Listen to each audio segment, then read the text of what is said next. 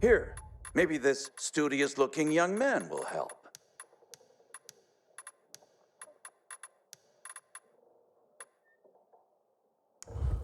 That was quite a pleasure. You don't strike me as the studious type, pal. Play harder than you work, right?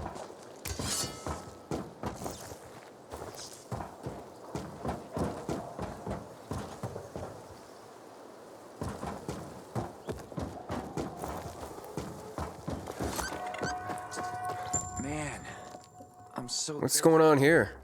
Hello, I'm Henkel. This student here was curious about my lesson today, about when the guns were confiscated in Villador, and what happened afterwards. He wants to light a candle on the site of the March Massacre. The March Massacre? Yes, 64 people died that day, gunned down like sitting ducks. If you want to know more, you should go and see for yourself. Why can't he? No one can leave the building while school is in session. Children shouldn't walk around the bazaar on their own. I thought you'd be more worried about them falling into a dark zone. Oh, kids nowadays are too smart to fall into a silly hole. Anyway, could you light a candle for him, young man? You might learn something yourself. Sure, though I was pretty lousy at history. History is boring when someone tells you about it. It starts being fascinating when you can touch it. Touch it? Yes, take this candle and go to the monument of the World Art Congress.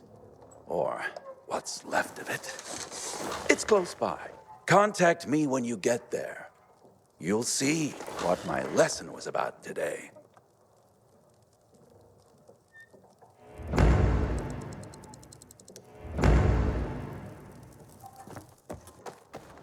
Got a gig as a finisher tomorrow. Someone's got to take care of the roaming the streets around the bazaar.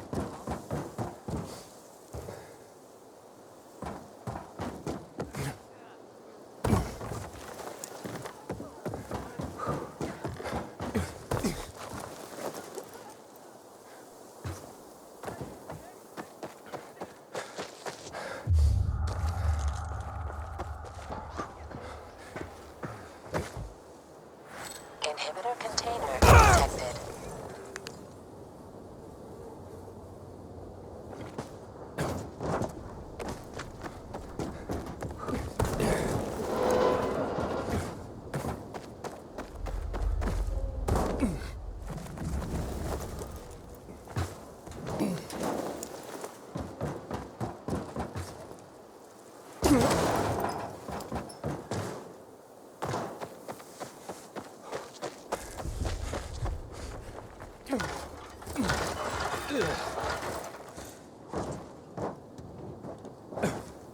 Hey, Henkel, I'm at the monument.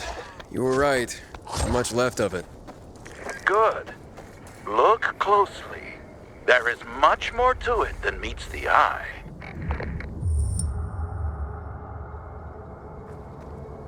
There's a plaque here. Ooh, a lot of names on it. Are those the victims of a massacre? Yes, 64 names. Things was starting to get pretty bad outside the walls around then, and the army needed more weapons. So they confiscated the civilians' weapons. Private ownership of any sort of firearm and its ammunition was forbidden thereafter.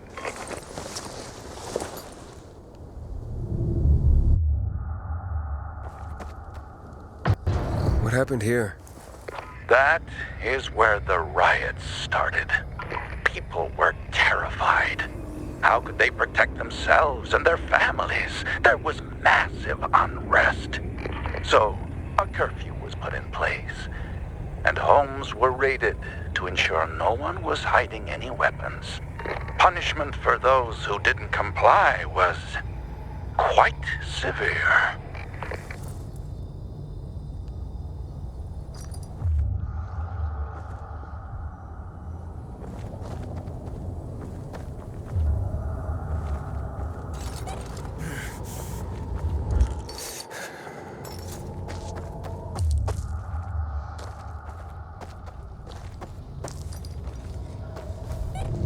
Shots were fired.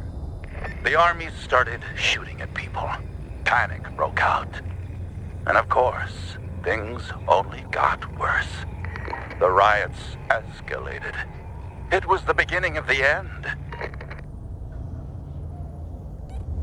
Light the candle.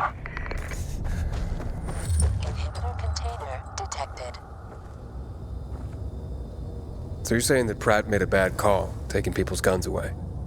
Hard to know for sure, but it didn't end well for anyone. In fact, the main irony is that the army soon ran out of ammunition. And just like that, firearms became obsolete. At least, that's what's generally believed to have happened. Now, you'll hear some folks claim that Pratt kept a secret stash of ammunition somewhere in the city. But if so, he took that secret to the grave.